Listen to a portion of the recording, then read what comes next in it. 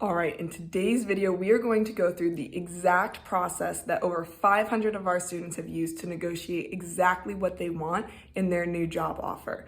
So for those of you who are new, my name's Katie. I am a coach with Career Sprout.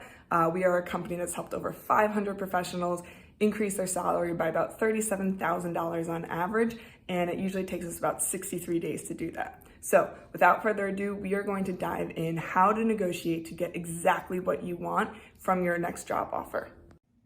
All right, so let's dive into arguably one of the scariest parts of the job offer process for most people, the negotiation, specifically intelligent negotiation. Now, it's very important that you remember that your negotiation power does not come solely from your salary. There are so many other factors that go into negotiating what you really want. Things like your growth opportunities, leadership opportunities, mentorship, the culture, the benefits, your ability to actually have a life outside of work, if that's important to you. There are so many different things that are specific to you, that are really important to you, that you need to consider when you are looking at various job offers. Now, if you've done the process, if you've gone through each of these steps properly, you should have multiple offers, which obviously makes it much easier for you to leverage and negotiate confidently. So things like, there are other financial components as well. So things like bonuses, whether it's sign-on bonuses or equity or stock options, whatever the case may be, you've got to realize that it goes far beyond just the base salary. A lot of times, companies are not lying when they say they have a budget that they have to stay within for those base salaries, but they have a lot of leverage in other areas that you can capitalize on. So very important for you to remember that, and to keep in mind that it is not about you winning and them losing or vice versa. Your goal, your dialogue with your companies should be all about finding a win-win situation. That means knowing what you're actually worth and the things that are important to you. And so when somebody asks you at any part of the interview process or the negotiation process what you're expecting your salary to be or what your current salary is, you always want to respond with this line. Well, the companies that I'm speaking with today are offering between X and Y, which is a range that I'm very comfortable with. This is where it does not matter what you're making right now. So many people are underpaid right now.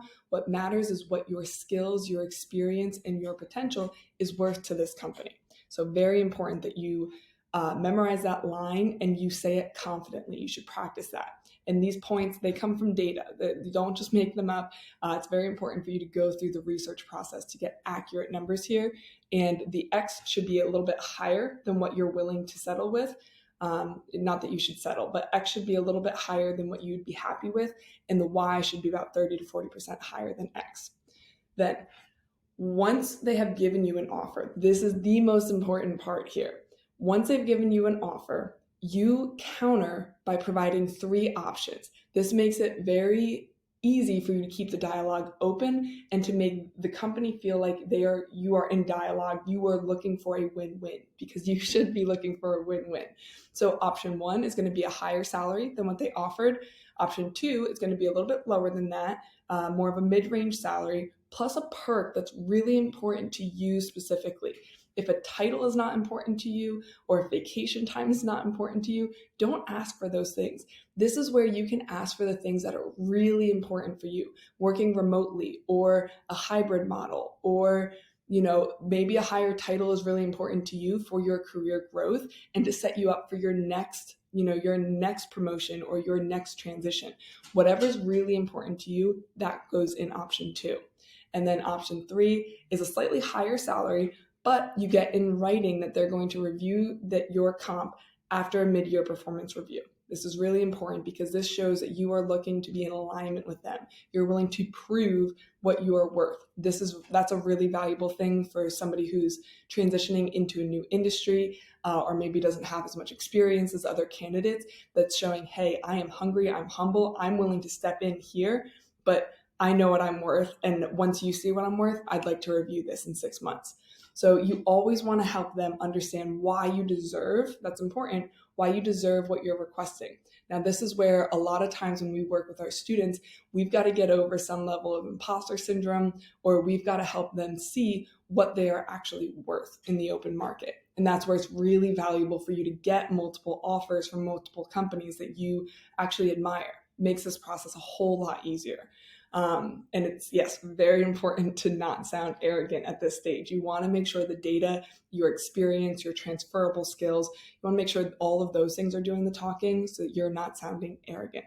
So very important that you do this properly. When you do it properly, things like this happen. Now, a lot of folks are going back to the office now. We have a lot of folks coming to us because their companies are going back to the office and they want to stay remote, either full-time or in a hybrid model.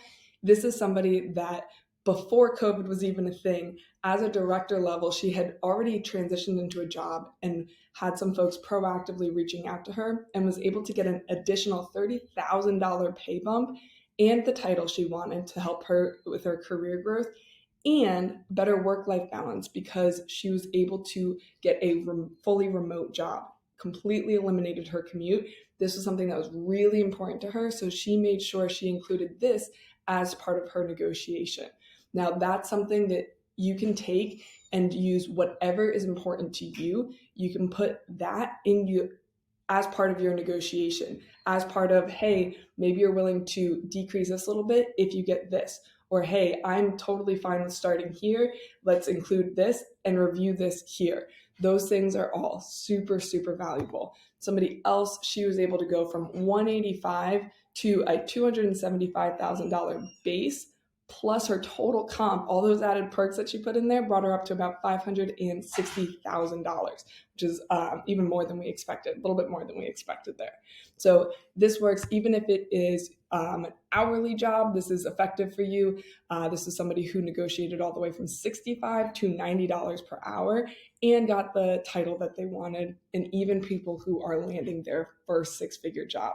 These people, it's typically the scariest for you because you've never done it before and the imposter syndrome is real, and it's something that we really need to just work on validating what we know to be true with market and data research. So if you need any help with your negotiation or any part of the process, feel free to comment below, reach out to us. I believe there should be a link below this if you want added free resources. But with that, guys, that is how to negotiate to get exactly what you want, whether it's remote work or things that are important to you, added perks. Use this. It is super, super powerful. This the 3-prong negotiation counter offer, one of the most powerful things out there. So good luck. If you guys do use this, feel free to comment below. We'd love to hear success stories from it.